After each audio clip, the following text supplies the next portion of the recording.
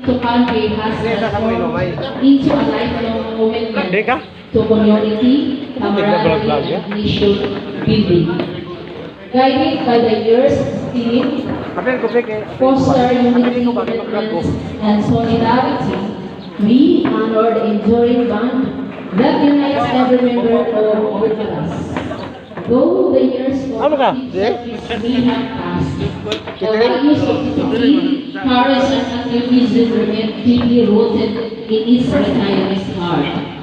These are the same principles that continue to inspire collective action, mutual support, and shared purpose.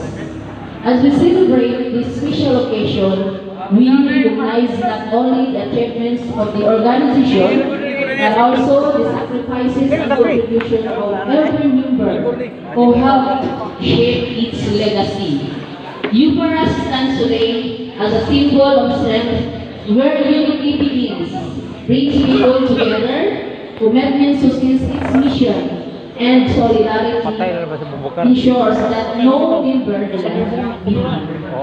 May this anniversary serve as a renewed call to continue building strong ties, uplifting one another, and preserving the noble spirit of service for generations to come.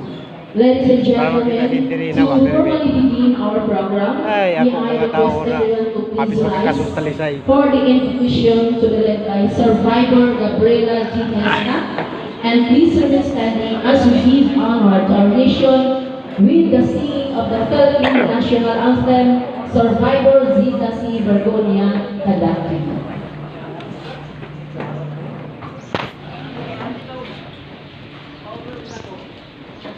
Libre ka karon.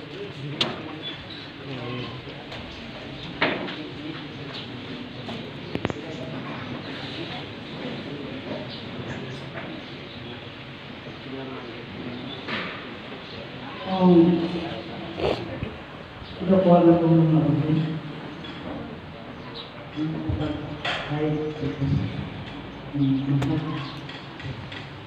sekarang sana Presiden itu santo kami.